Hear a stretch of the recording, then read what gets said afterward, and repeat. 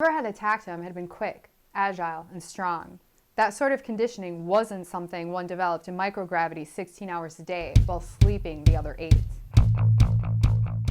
Hey everybody, I'm Krista-Lee Malone and this is the Technophiles Newscast. That little tidbit was from Patrick Tomlinson's The Ark, which is about a spaceship that can sustain human life over multiple generations. We're a long way off from Tomlinson's generation ship, but research that NASA and other agencies are doing with the International Space Station right now are going to get us to Mars. And what is that really but the first step towards settling in Tau Ceti? Back in 2010, President Obama called for a manned mission to Mars by the mid-2030s.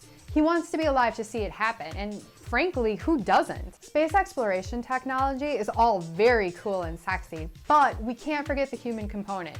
If we're going to have a manned mission to Mars, we need to know how humans will fare on the trip. Because NASA understands the importance of this research, they are currently in the middle of a year-long project on life sciences. So part of this life science research is the Kelly twin study that David actually covered a while back on our newscast. Now, sci-fi writers often like to offer a different solution, artificial gravity.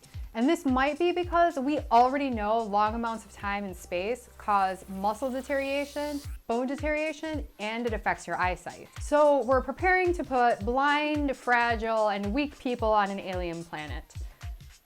Why aren't we testing artificial gravity? Never mind. Next question. Didn't the year in space start back in March? So why is this in the news right now? Just last week, NASA put out a request for information for Omics experiments. And now you want to know what Omics are, right?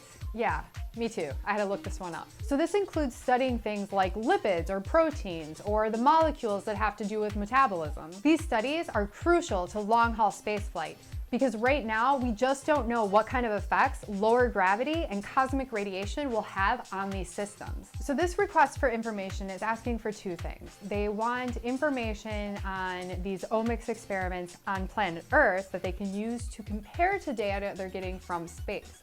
But they're also looking for ideas and research designs that they can then use to conduct experiments in outer space. Remember, we evolved to survive on this planet, not in outer space. Back to the fun stuff. Do you think a human will walk on Mars by 2030? Would you volunteer for a trip to Mars? How about for a spot on a generation ship to Tau Ceti? Tell us in the comments below or find us on Twitter at TechnophileSpod. Are you so excited about space travel that 140 characters is just not enough? Then come write us a dissertation on our Facebook page at Technophiles Podcast or come to our website, www.technophilespodcast.com. Thank you for watching. If you liked this video, then please like us below or subscribe to us. We have many more videos, including this one here by B Labs talking about Gundam, and we also have my last one talking about Semantic Scholar, which is really cool. If you are in college, you need to check this out. It will help you write papers. Trust me.